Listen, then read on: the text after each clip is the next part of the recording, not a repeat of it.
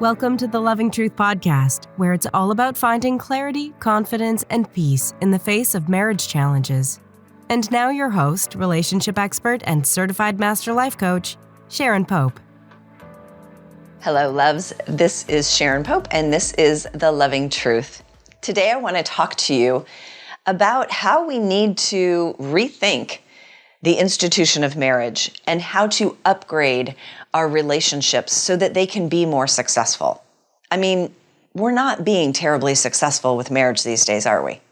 Right? We have a 40 to 50% divorce rate in first marriages, all the way up to a 73% divorce rate in third marriages. If we had that kind of statistic with almost anything else, we would be in just hypervigilance to try to solve the problem. But for whatever reason, maybe it's just complacency, probably complacency, we're not really actively looking for how do we do this differently so that we can be more successful. Instead, what we do is we assume our partner is the problem, and if I get rid of him or her, problem solved. The problem with that idea is that you take yourself with you. And that's why second marriages end at a much higher rate than first marriages, and third marriages end at a higher rate than second marriages. So many of the things that we do inside of our marriages, many of the ways that we approach our marriage is part of the problem. And it's because we came into marriage essentially on a wing and a prayer and then said, till death do us part, which essentially means no matter how miserable we make one another and no matter how badly we treat one another, we are going to stay together no matter what. And we've established that success in marriage is longevity. And my friends, we've got to start thinking about that much, much differently. Essentially, when we get married, we give up in a way. We stop showing up to the relationship in the same way that we were when we were dating. And that's part of that complacency that comes in when we say, till death do us part, because it's really difficult to unwind a marriage. It causes a lot of heartache, a lot of heartbreak, a lot of problems. So it's really, really hard to unwind it. So it's got to get really, really bad before we will walk through the fire of divorce. But that means it's not thriving, that we don't feel great in our relationships because we get lazy, right? And this is just human nature. But once we become conscious to it, well, then we can show up and do something differently. We stop communicating with each other. Like sometimes married couples will say to me, like, we don't have anything to talk about anymore. We only talk about the weather, we talk about our kids, we might talk about work, but the other person isn't really interested in my work. So we don't talk a lot about that. And so we run out of things to communicate about. But the things that you talked about when you were falling in love, they weren't just the weather and they weren't the kids. Or even just work. You were talking about much more meaningful things. But once we get married, it's like all of a sudden we just stop talking about meaningful things. Like, what are your dreams? What are you most excited about? What are you most fearful of? Like, we stop being curious about our partner. And then because the trust starts to erode, we stop opening up and we stop being vulnerable with our partner. And then, of course, we're not as connected as we once were. And we just start feeling more and more distant from each other. Another thing that happens is that all those things that were different about your partner that used to be kind of interesting and exciting, maybe a little adventurous. It seems like once we get married, now all of a sudden we have to be in lockstep on everything, and you need to think like me. And so all the differences now become annoying. Where before they were interesting, now they're annoying.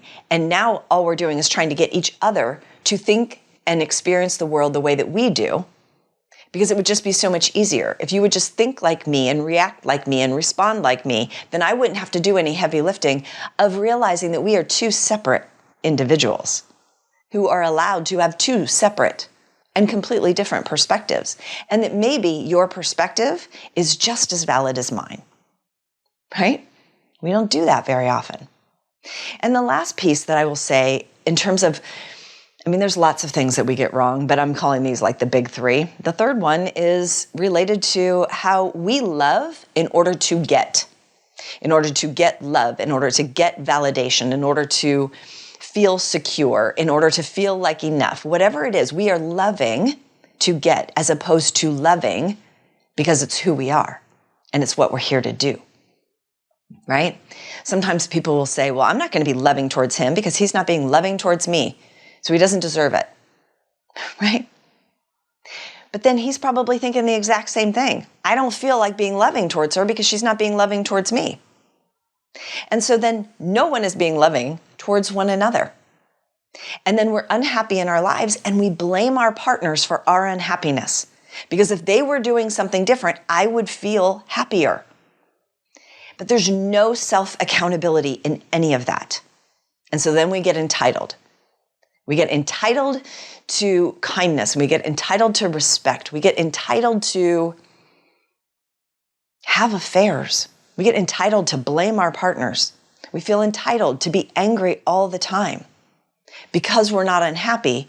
And again, we don't want to do that internal heavy lifting to understand what's going on within me that I'm so unhappy. And why do I consistently look to my partner and blame my partner for my own unhappiness?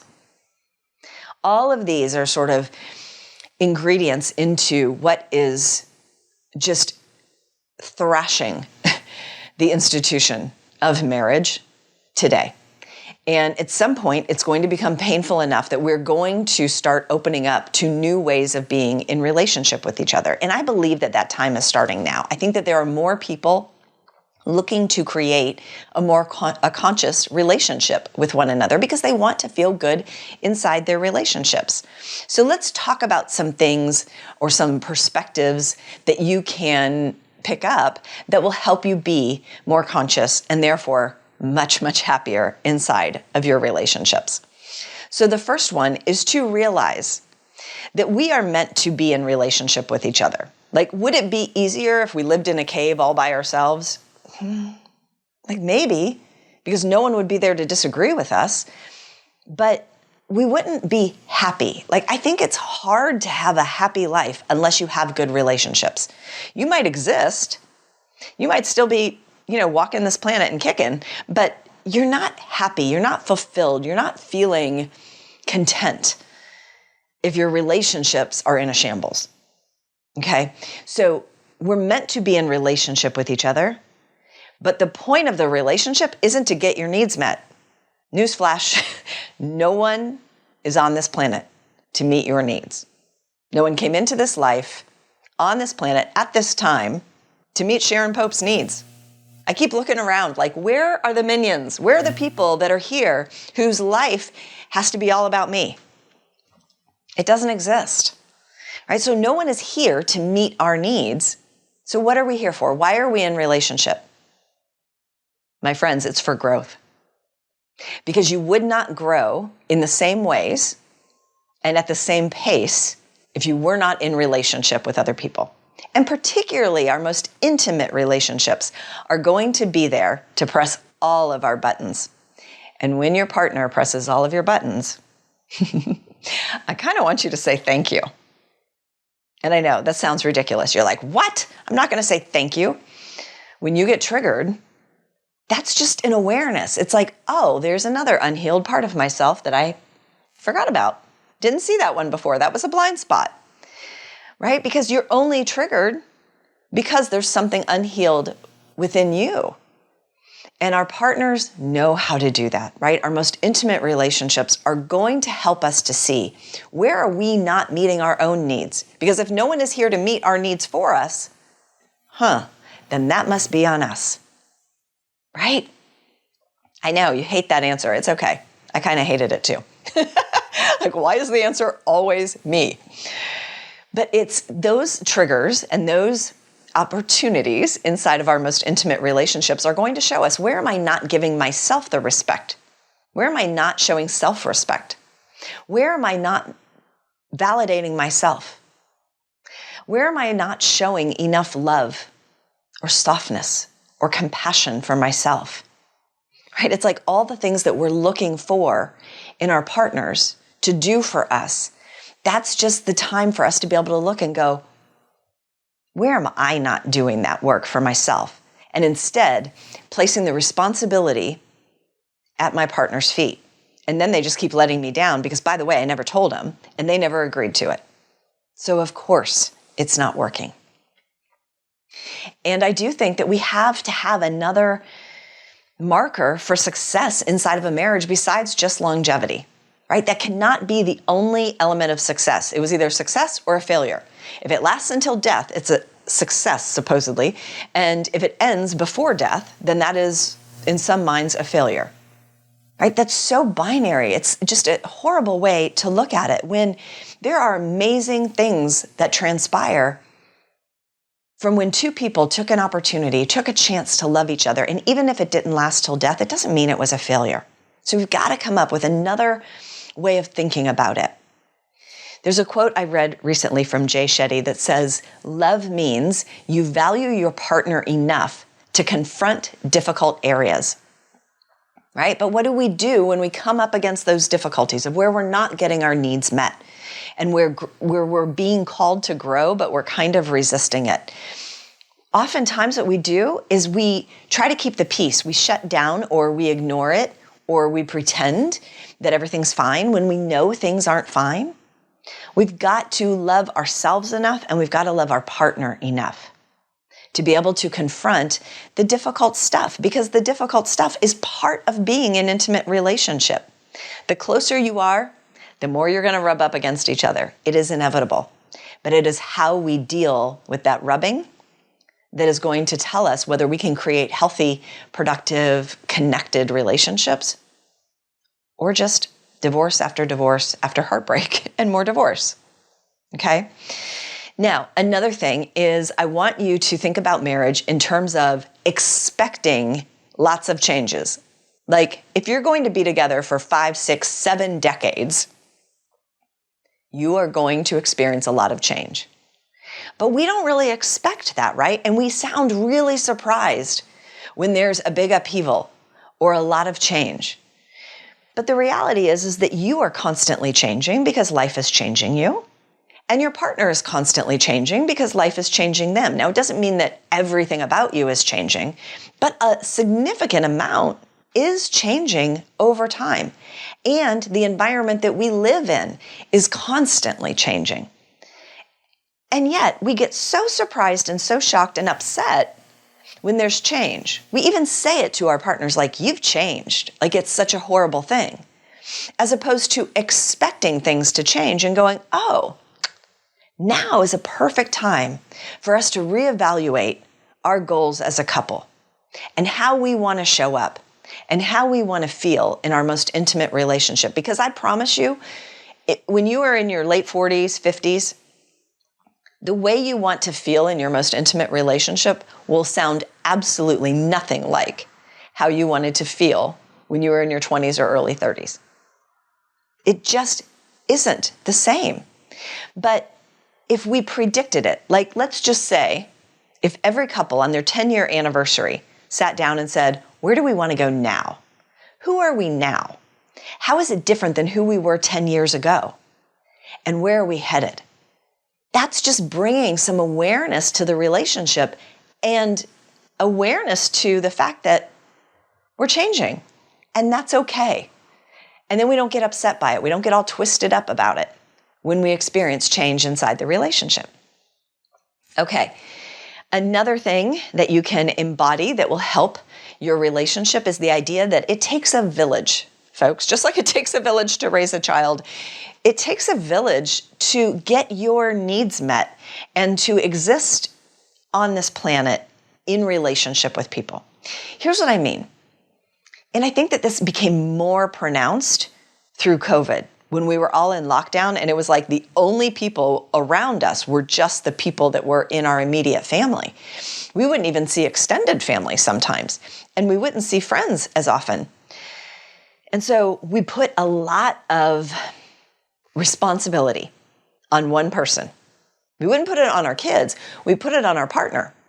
And so all the needs that we have inside of relationship in terms of wanting connection and wanting to be challenged and wanting to be understood, all of the needs that we have that we get met through our relationships, oftentimes, and we don't realize this, but we look to our partners to be that one person that supplies everything for us. It's like the day you walk down the aisle. Congratulations, darling. You now get to have the sole responsibility to heal all of my unhealed shit that I haven't done, and you get to be the single person through which all of my relational needs get met. That is just too much for any human being. And by the way, they're doing it to you. And so it's not working, right? So this is why we also need friendships. This is why we also need work peers and people who will challenge us. We need a community. We need a village. I call it the board of directors. Who's my board of directors? And who do I go to be challenged? Who do I go to be understood? Who do I go to get some poor babies? Because everyone needs that once in a while. But they're not all the same person. One person cannot support you in all the ways that you might need. And so we need to get real conscious, there's that word again, about who can support us in the ways that we need, who's skilled in those particular areas, right? I don't go to my husband to be challenged. I don't want to be challenged by my husband. There's enough opportunity for that. I go to my best friend to be challenged. But when I want to be understood and I want to be heard, I go to my husband for that. He's great at that, right? So figure out what your community, what your tribe is great at, and then use them very consciously. Not use them, but tap into their skill set. I don't look to be understood by people in my family. That would crush and burn 100% of the time, right? That's not what they're equipped to do. But they can be equipped to do other things, right? They can help me feel more connected and more grounded to my lineage. They serve other purposes. It's okay. But it takes a village, okay? So think about who's in your village, and it can't just be one person.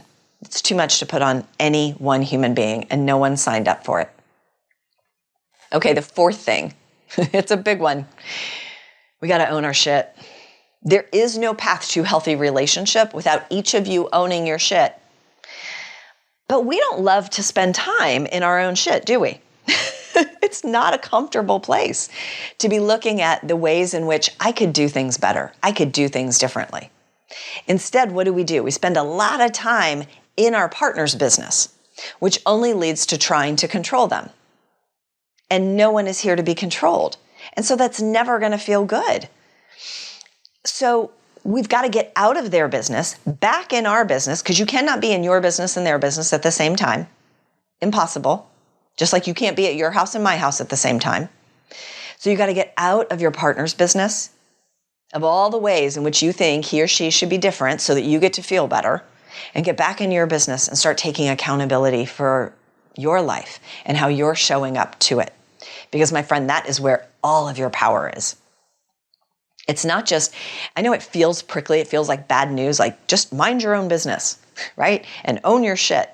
But that is where all your power is. You have the ability to change yourself. That can happen in a decision that you make in an instant. You have almost no ability to change your partner. You might influence, but even the ways we go about influencing is not helpful. Which brings me to the last way that if we can embody this principle along with some of these other ones, our relationships will start to feel a lot more easy. More easy. It's probably not great English.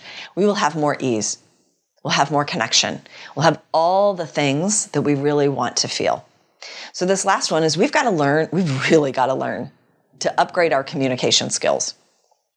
There's a gentleman named Nico Cannon who he said this, and I love this quote. You will never nag, complain, or punish your partner into being a better partner for you. Right? But that's what we do.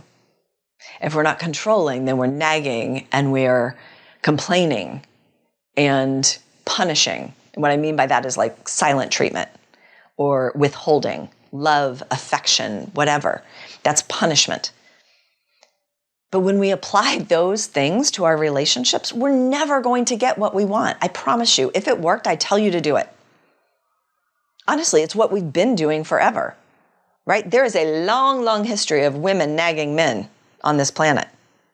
And our divorce rates just continue to go up. So it doesn't work. So what do we do instead? We have to upgrade our communication skills. We have to get better at having open-hearted, direct, and loving conversations. And loving, by the way, does not always mean what people want to hear. Loving can be honoring yourself. Loving can be telling the truth. Loving can be setting a healthy boundary. Because if someone wants to be in healthy relationship with you, then they want to understand your boundaries. They want to know how to get the best from you, and they want to avoid how to get the worst from you. So that is loving. But instead, what we do is we complain, we punish, we shut down, or we blow up in anger. Like, all of those things are so counterproductive to everything that we want from our most intimate relationships. So here's what I want you to do. I want you to be able to share your heart very clearly and very directly. And then I want you to watch your partner's response to that. And by that, I mean more their actions than their words. Okay? Because actions will always speak louder than words. So I want you to watch what they do with that information. You got to tell them the whole truth, and you got to do it in a direct and loving way. You need to make sure that they understand.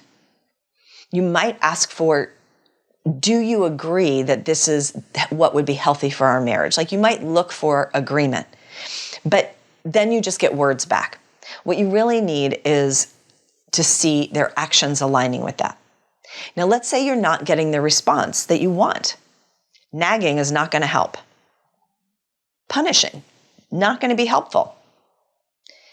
And it doesn't even mean that if you're not getting the reaction that you want after being very honest and telling the full truth, that you have to end the relationship. You might end the relationship because what you're talking about might in fact be a deal breaker for you.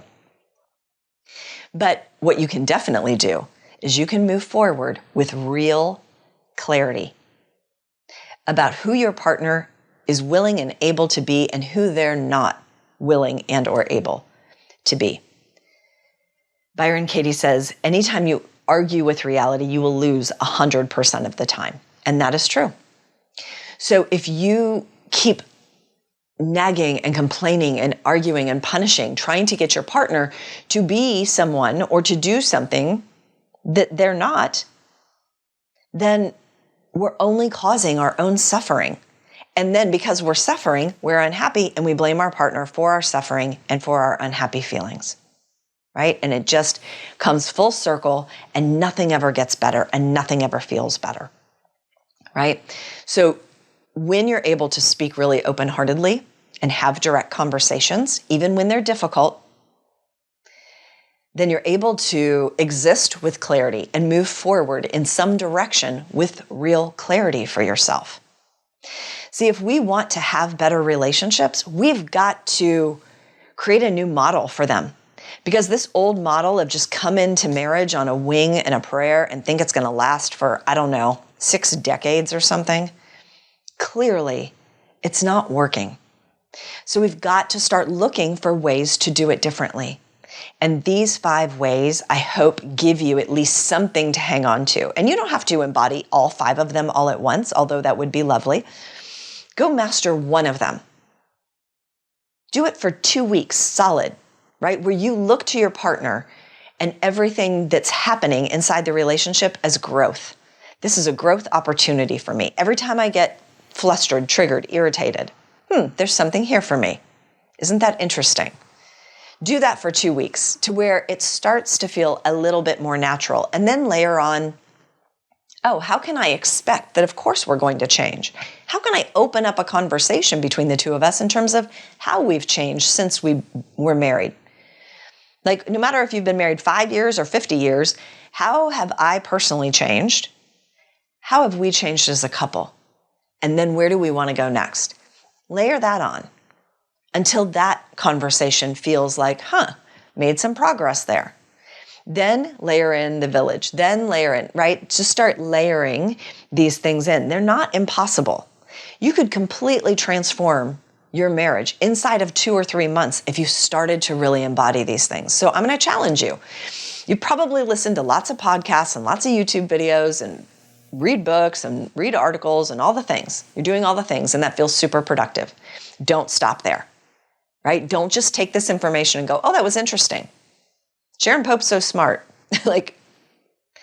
take it, do something with it, apply it to your life, because that is the only way that you're going to create any meaningful change in your relationship and in your life, whether it's with your partner that you're with now or a partner that you're with in the future.